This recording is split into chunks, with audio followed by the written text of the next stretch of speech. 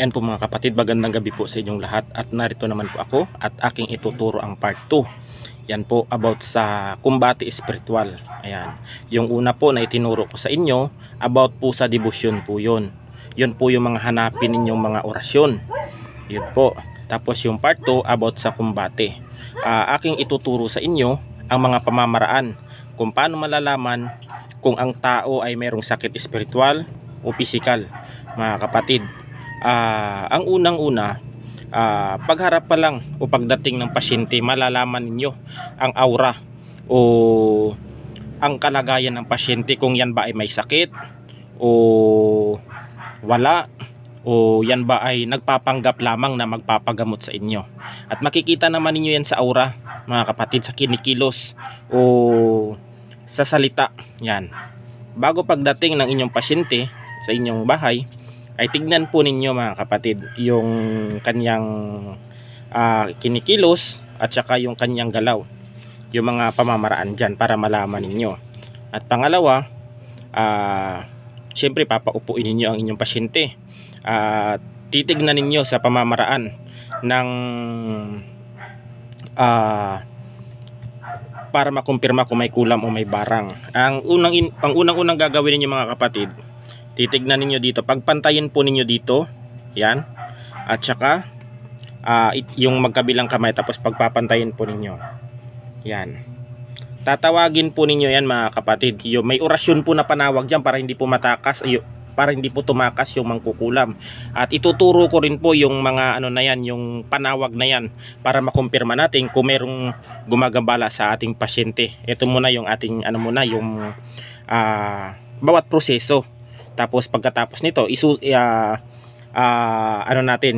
na natin yung mga orasyon. Yan, para makumpirma natin kung mayroong gumagambala sa ating pasyente. Yan. At saka titignan ninyo mga kapatid, marami pong pamamaraan yan. Pwedeng dito, para malaman, pwede sa pinagtawasan, pwede din sa ano ng tubig. Uorasyon na ninyo yung tubig. Pagkatapos kung mag-iiba yung lasa ng tubig, ay mag-iiba po. Meron pong mapakla, maalat, maasim, matamis, malansa. Yan po yung pamamaraan ng pagkumpirma sa tubig. Ituturo ko rin yan yung mga orasyon na ganyan. At tatanungin po ninyo yung pasyente ninyo. Yan, pag nalaman po ninyo yung ganyan, mga kapatid, pag pinantay po ninyo ang kanyang daliri, pagpantay naman po mga kapatid, tatanungin po ninyo ang inyong pasyente kung ano yung nararamdaman niya. Yan, minsan sumasakit ang ulo, yan, minsan masakit yung tagiliran. Yan, pag pinantay naman po, kunyari masakit yung ulo ng inyong pasyente, malalaman po naman ninyo yan pag tumaas po yung kanan. Yan, pag tumaas po yung kanan ng hinliliit ng inyong pasyente, tulad ng pagganito, yan, ay maaari pong mga palipad hangin, tigal po. Yan po, makukumpirma po ninyo. Pero pag pantay naman po yung hinliliit at saka yung sa daliri ng kanyang paa, sa hinlalaki, ay physical po ang sakit ng tao. Ayan, malalaman din niyo mga kapatid yung taong makakaharap ninyo, kung yan ba ay sinusubukan ba ang iyong kakayahan, kung kayo ay tunay na manggagamot o peke na manggagamot. Meron dyan na nagpapagamot sa inyo na iba yung intensyon, mga kapatid. Pero wag lang kayong magpapahalata, mga kapatid. Titignan nyo pa rin ang inyong pasyente, kung yan ba ay kulam o barang, palipad hangin, kung physical ang sakit ng inyong pasyente.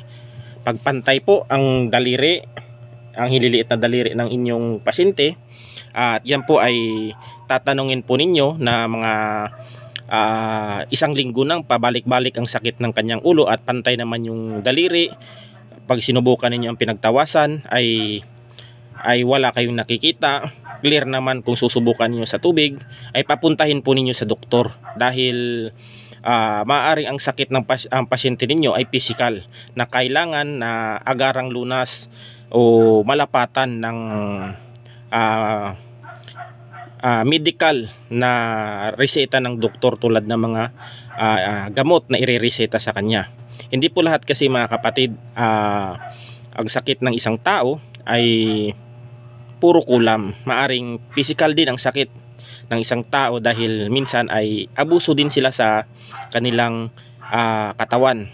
Yan, abuso sa mga kinakain, walang limit, o di kaya kung ano-ano lang yung mga kinakain, iniinom, inom dito, inom doon, alak dito, sigarilyo. Yan, wag po nating isisi mga kapatid na ang lahat po ng sakit ng tao ay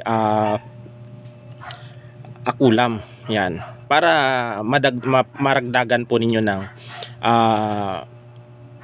malapatan po ng lunas pang doktor. Ayan, naniniwala din ako sa mga doktor mga kapatid, dahil may mga kakilala din ako mga doktor. Yan, may mga kaibigan din ako mga doktor. Yan, na kung may mga katanungan ako sa aking pasyente, ako yung nagtatanong sa kanila, tapos sasabihin nila sa akin, tapos ganito, ganyan. Parang nagtutulungan din kami. Pag may sakit din sila sa spiritual, nagpapagamot din sila. Parang nagtutulungan din kami mga kapatid. Yan, may isa akong matalik na doktor dyan na sobrang bait mga kapatid. Ayan, kung sakaling physical ang sakit ng tao, ay kailangan po ninyong papuntahin na sa doktor. Huwag na ninyong patagalin, kasi habang tumatagal at hindi nalulunasan yan, ay lumalala ang sakit ng physical ng sakit ng tao. Huwag po ninyong hawakan, huwag po ninyong lukuhin, huwag po ninyong paikutin sa inyong sariling palad, huwag po ninyong hingian ng kung ano-ano, huwag po ninyong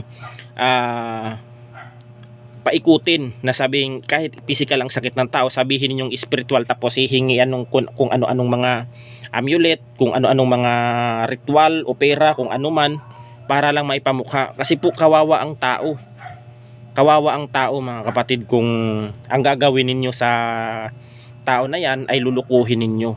Tatandaan nyo, buhay ng inyong pasyente ang nakatay. Kung paano, kung nagkapalit kayo ng sitwasyon, kung kayo sa kalagayan niya at yan yung gawin sa inyo, yan, syempre masasaktan din kayo. Yan naway maging aral ito sa kapwa ko manggagamot na makakapanood nito. Yan, ang para lang naman sa akin ay ituwid natin, ano natin ng tama ang ating natutunan. Wag po nating gamitin sa pang-aabuso, pananakot, kung ano man, dahil pangit po yun.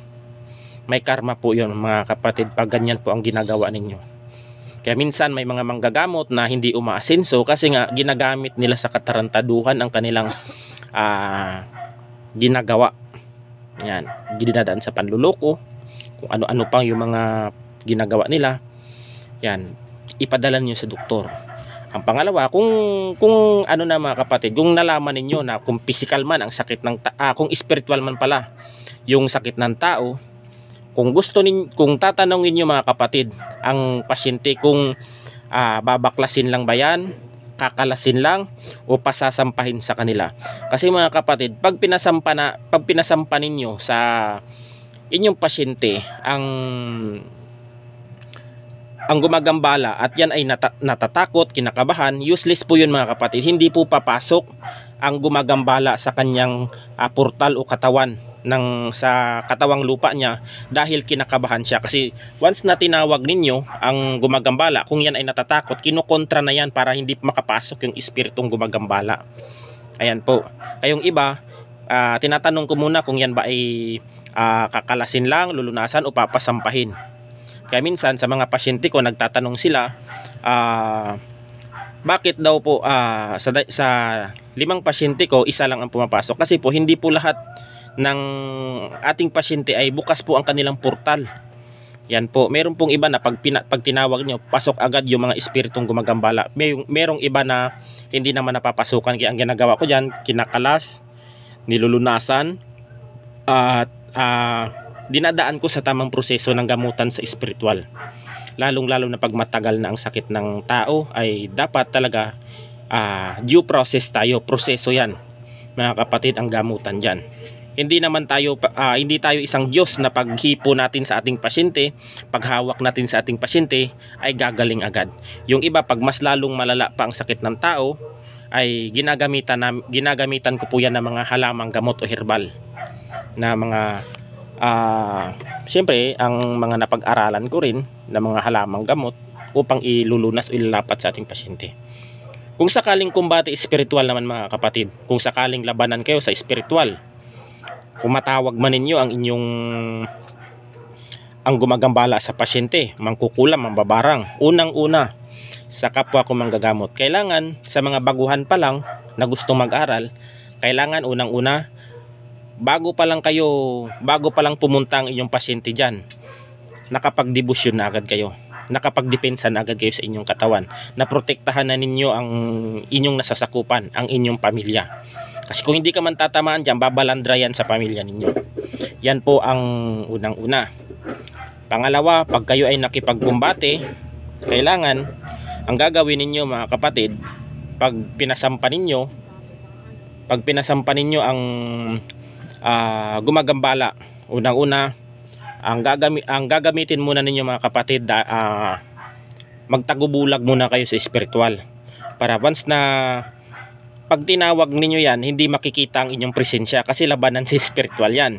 Kasi kalimitan, may mga manggagamot na natatalo, nagsasabi sa akin, bro, ganito, bakit ako natatalo sa spiritual na matagal na ako nakikipagkumbate? Bakit pag tuwing nakikipagkumbate ako, nangangatog ang aking katawan, parang pinipiga ang kanyang dibdib, yung kanyang puso ay parang kinukusot, nahihirapan siyang huminga. Yan po mga kapatid, sa spiritual kumbate po mga kapatid, dapat mautak ka dyan.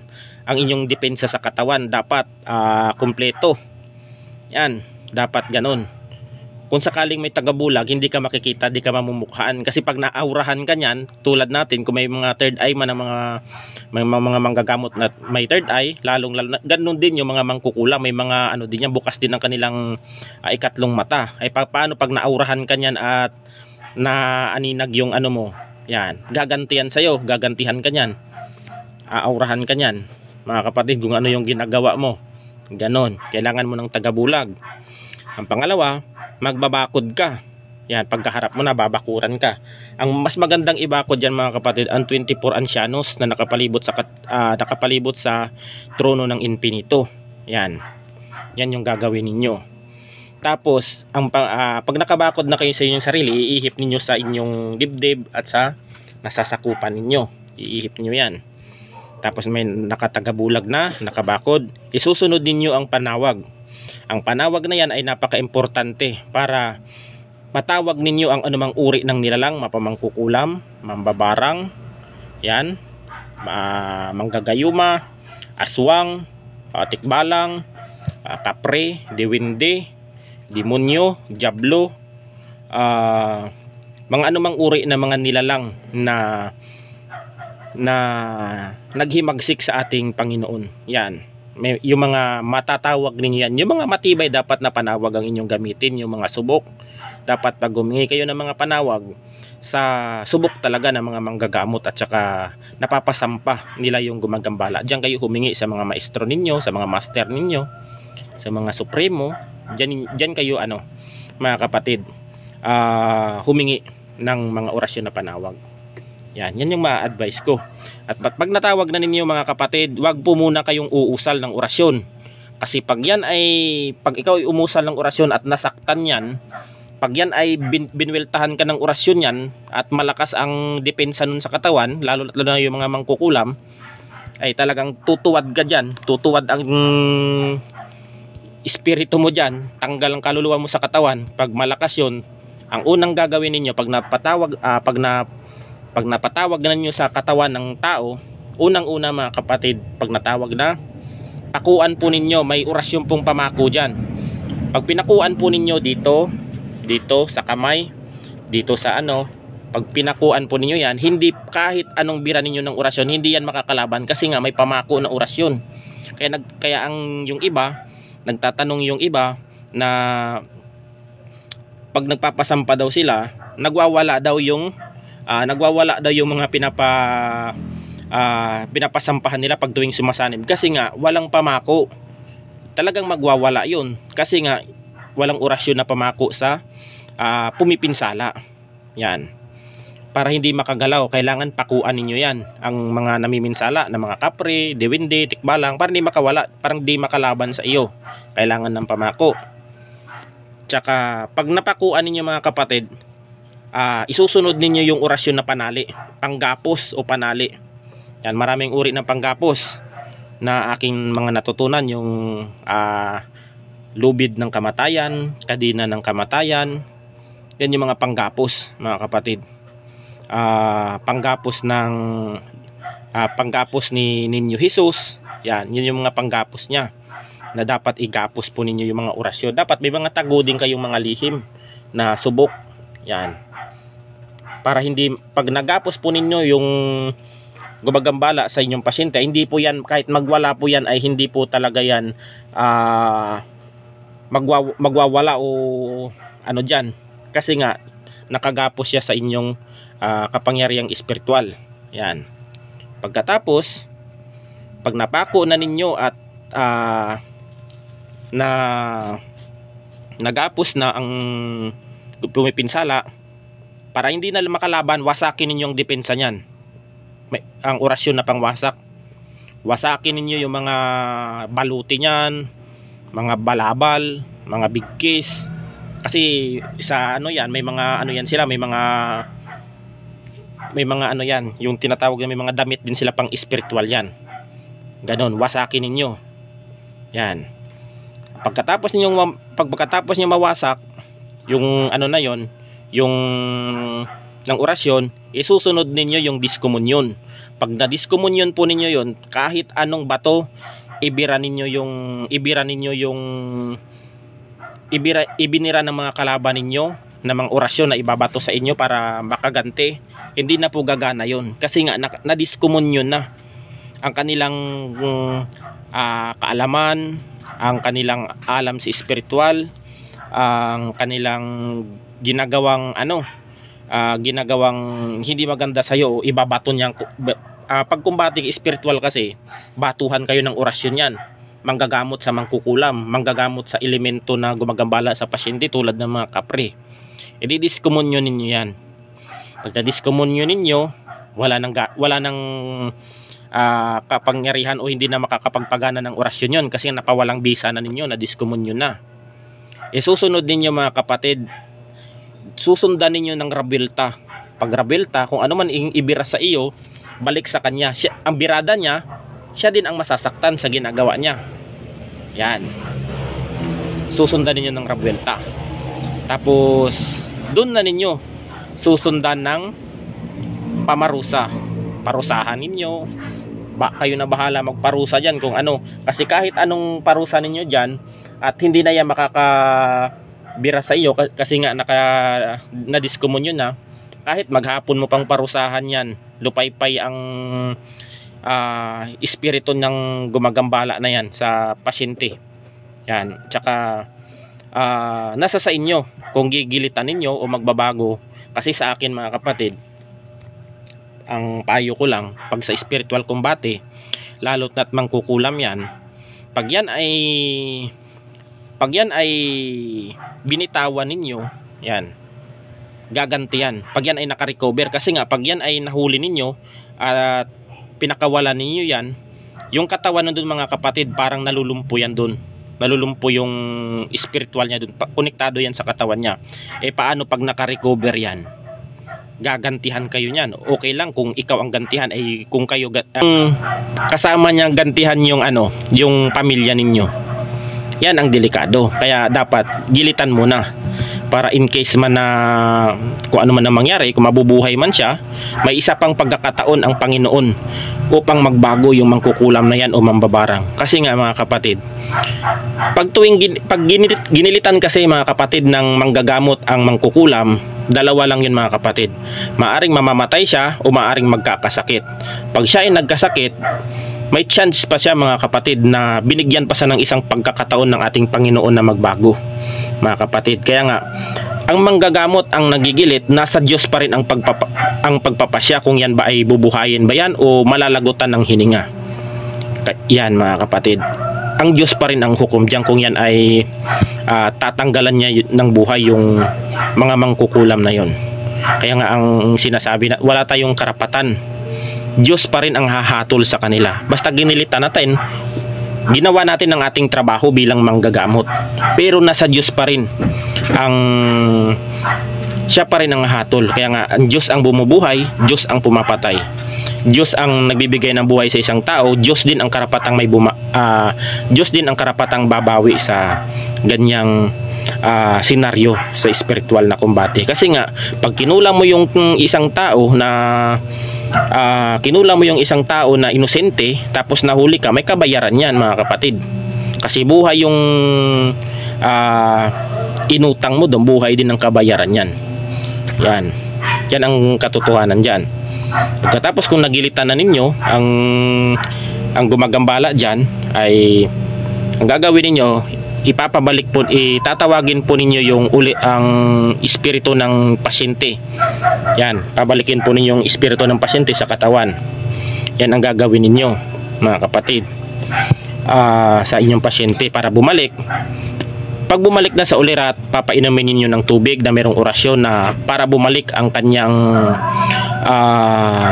lakas sa katawan, kasi manghihina ang kanyang katawang lupa dahil yun sa impact ng orasyon at saka dun sa mangkukulam na nakasapi sa kanya. Pag naging okay na yung pasyente ninyo, ang gagawin ninyo, pupudiran po ninyo ang inyong pasyente.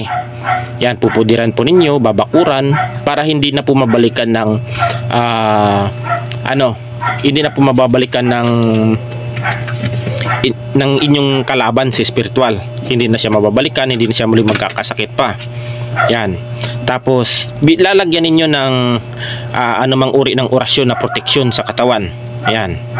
Pagkatapos saraduhan ninyo. May orasyon na pang sarado mga kapatid, para hindi na mabuksan, hindi na matanggalan, hindi na matanggal yung bisa ng panarado sa kanyang katawan. Kahit anong bira ng kalaban sa kanya, kahit anong banat, hindi na siya matatablan kasi nga nakasarado at nakaselyo na ang kanyang katawan ng iyong orasyon. Yan mga kapatid, yan yung gagawin ninyo. Pagkatapos sunod na gagawin ninyo mga kapatid ay kakabitan po ninyo ng inyong pangontra.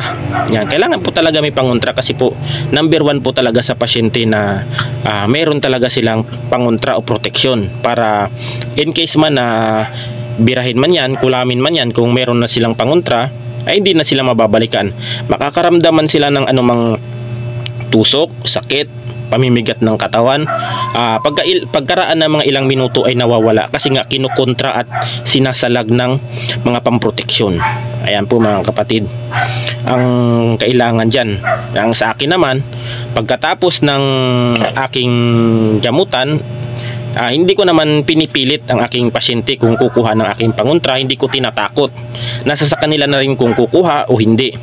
Pero pag nabalikan sila, ay hindi ko nasagutin yon. Ang importante, ginamot ko sila. Ganito yan mga kapatid. Pag ginamot natin ang ating pasyente, at na-disgrasya yun yung gumambala o puminsala sa pasyente natin, tulad ng mga mangkukulam, yan, gaganti yung mga grupo nun. Kung tayo mga manggagamot, may mga grupo, grupo din ang mga mangkukulam. Yan, okay lang sana kung hindi yung gaganti, hindi yung makikialam. Kung makikialam yung mga kakilala nun, yan ang kasi tulong-tulungan din yan sila. Kung yung ibang mga manggagamot, yung mga grupo sa gamutan ay nagtutulong-tulong, ganun din yan sila. Mas secured talaga mga kapatid kung meron kayong pangontra sa inyong manggagamot na legit talaga mga kapatid. Kabitan ng pangontra, kung ano man yan, kalmin, habak o amulet, yan, para hindi na kayo mababalikan ng inyong mga gumambala sa inyo. At unang-una, pag tuloy-tuloy ng inyong pagaling, huwag kayong kakain ng bawal. Yan, tulad ng mga hipon, alimasag, alimango, yan, mga madugong isda, tulingan, yan, yelupin, bawal yan. Yung mga mga pagkain na basta marami ang mga bawal, mga kapatid, na bawal kainin ng pasyente. Pag kayo po ay kumain ng bawal, ay ano yun, useless po ang inyong ang inyong gamutan, kasi nga parang sinuway ninyo para makarecover kayo kung ano yung ibinilin ng inyong manggagamot, kasi iba-iba po kasi yung mga pamamaraan ng mga manggagamot kung ano yung ibinili ng inyong manggagamot na bawal kainin, bawal po talaga. Pag yan ay kinain ninyo, ay lalala ang sakit ninyo dyan, mga kapatid. Yan ang katotohanan dyan. Para tuloy-tuloy ang inyong pagaling, dapat ang inyong ang inyong gagawin dyan, sumunod po kayo sa manggagamot ninyo. Tulad ng doktor, mga kapatid, pag sinabi ng doktor na huwag kayong kakain ng bawal, yan, wag ninyong suwayin ang utos ng doktor, kasi nga napag-aralan nila yan. 6 na taon nag-aaral yan sa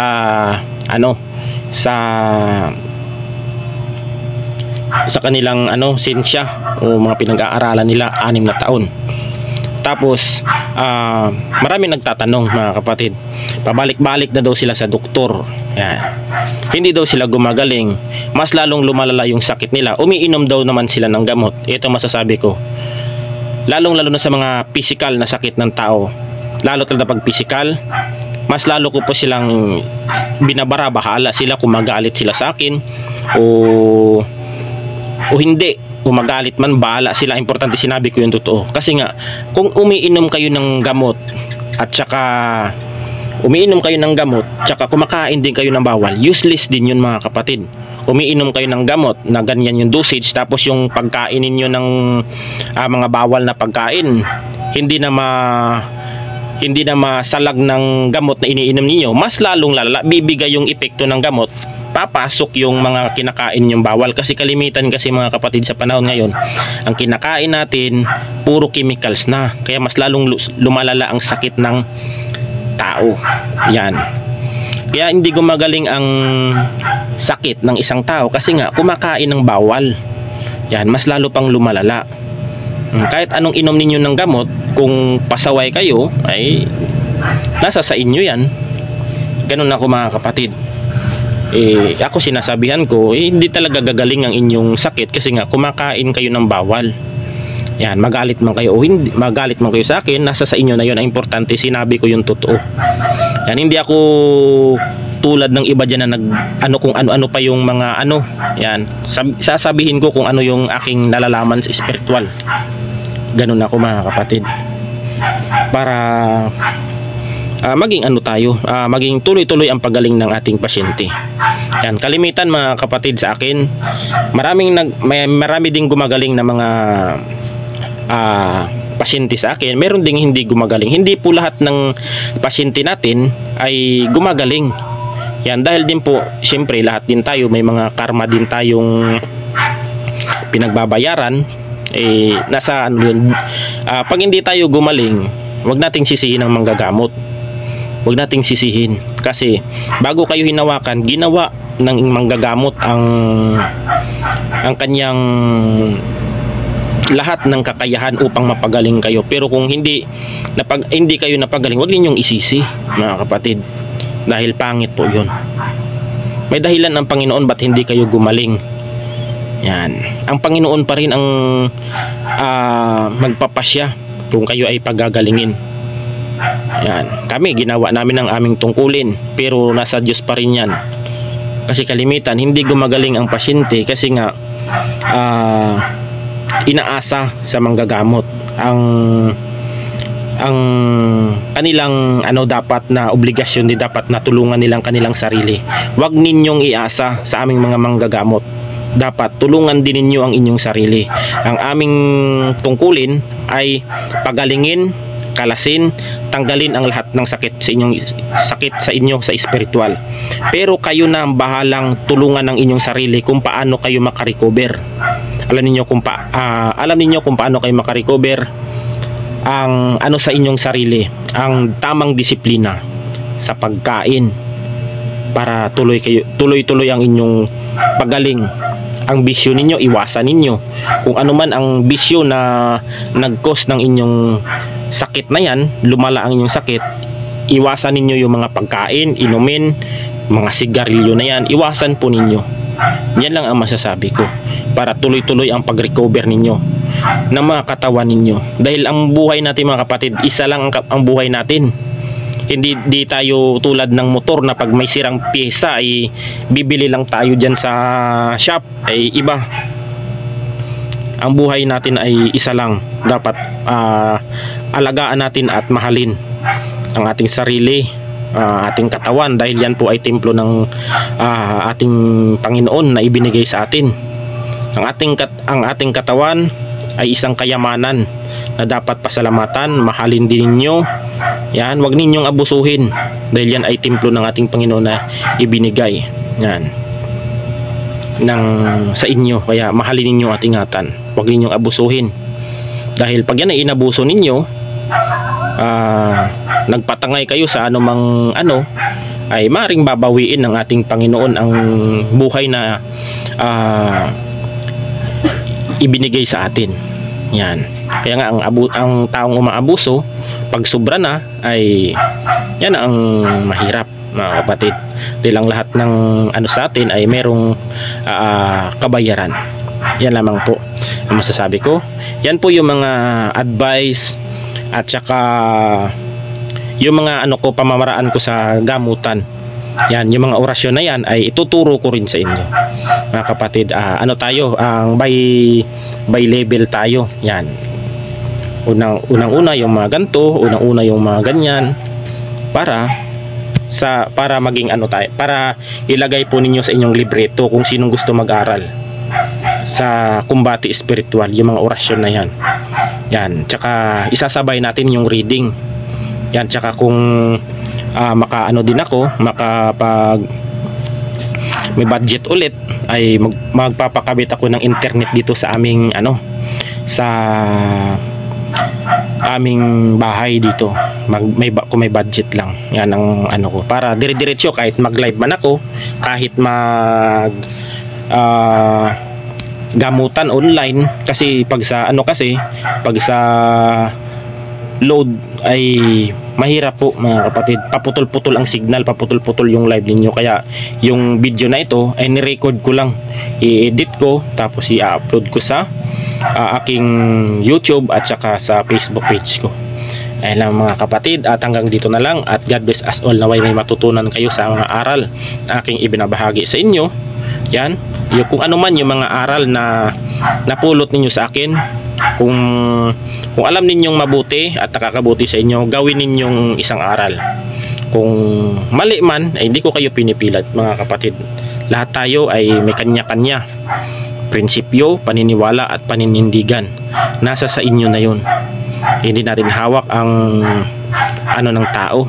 Yan, ang basta sa akin, yung mga nagsasabi sa akin o mga nagpapaturo kung ano yung pamamaraan, yan ang ko na yung request sa inyo. Yan lamang po mga kapatid, at hanggang dito na lang, at God bless us all. Ingat po tayo palagi.